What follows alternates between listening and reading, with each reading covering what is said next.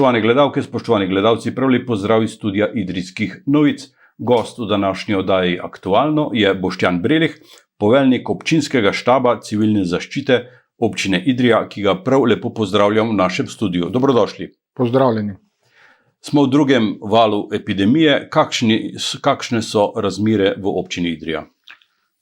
Trenutno v občini Idrija moram pohvaliti, da se dobro držimo.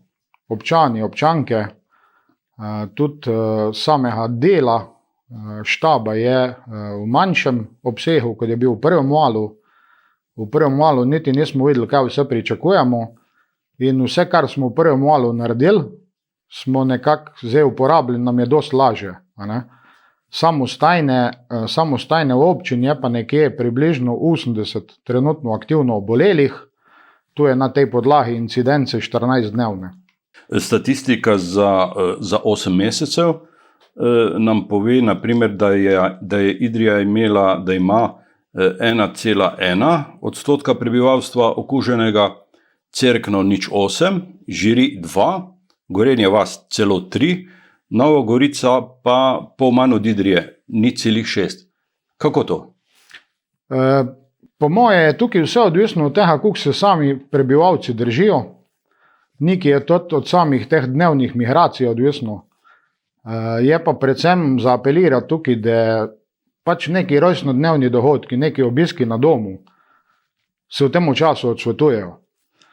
Ker pol nekako se ne da več slediti vsem tem stikom, in če se tukaj pač pojavi v eni skupini 5 ljudi, vsi ti ljudje grejo domov, vsi imajo družine, vsi so še nekje bili, tukaj je pač številka od teh 5 stikov lahko na konec 100. 100 ljudi, ki pomeni, da morajo biti doma, se opazovati, ne hodijo v službo, in tu je velika številka samo od enega takega stika. Domovi za upokojence v Idriji, na Marofu, v Črnem Vrhu so zaenkrat še brez okužb. Ja, tukaj moram pohvaliti vse te omenjene, da so pač resno pristopili k stvari že v prvem valu. Za ta drugi val mislim, da so bili še dosti bolj pripravljeni. In res vsa pohvala tem, ki pač rihtajo, da se vse te stvari ne prinesejo v dom. Tudi zaposlenim, da spoštujejo vsa navodila, ki mi jih dajo nadrejeni, da ob vsaki najmanjšem sumu okužbe raje ostanejo doma in počakajo, če slučajno bi pa kaj se pokazalo iz tega. Kako boste ukrepali v primeru, če do okužb pride? Ukrepanje v primeru tega je pač ta plan rdečih con. Rdeče cone so nekako vzpostavljene že v domovih za starejše. Če bi se pa ta obseg povečal, so pa zagotovljene neke nadomestne lokacije. Je pa tu bilo vse prepuščeno vsem domovom starih, da si same zorganizirajo, kar je pa z naše strani, bomo pa poskušali nuditi jim največ pomoči, kolikor se bo dalo. V prvem valu epidemije ste zaprli otroška igrišča, ta ukrep sedaj ni v veljavi. Ja, pač opazili smo, da pač občani in občanke se držijo navodil, se držijo vseh teh predpisanih stvari. Ni planirano zapirati otroške igrala, tudi zdaj je bilo lepo vreme, se je pokazalo, da spoštujejo nek medsebojni razmik in take stvari. Mislim, da res ni potrebe, da še zaostrujemo neke ukrepe, ker ljudje se pač držijo tako, kot je treba. Kako pa je z gasilci, so pripravljeni? Gasilci so zmeri pripravljeni, pač tudi oni imajo pač ob izvozih določeno, da morajo imeti maske. Kar se tiče gasilskih enot, pač se zmeri vzdržuje ta interventna pripravljenost, se jih pa nekako izvzema, je zdaj neke oskrbe občanov in takih stvari, zato so namenjene neke druge organizacije, prostovoljci in tako naprej. V prvem valu ste organizirali šivanje mask, razdeljevanje te nujne zaščitne opreme. Sedaj to ni več potrebno. V tem času zdaj bi pač mogli biti občani in občanke že kakor tukaj pripravljeni, seznanjeni iz vsa ta zaščitna oprema, ki se bo potrebovala pač zdaj v tem drugem valu. Mislim, da smo si jo tudi vsi nabavili, dobi se je dosti po trgovinah, po spletu. Zdaj zaščitna oprema za nabavo pač trenutno ni nobenih problemov, da se ne bi mogli zagotoviti ali se šiti v tem času sam sebi neke maske. V skladišču civilne zaščite je nekaj opreme. V skladišču imamo predpisana oprema, naredil se je tudi pač ta načrt epidemije, pandemije, ki je bilo potrebno sprejeti, se pravi za občina, za regija, za država. Noter je predvidena količina opreme za en mesec delovanja teh interventnih enot.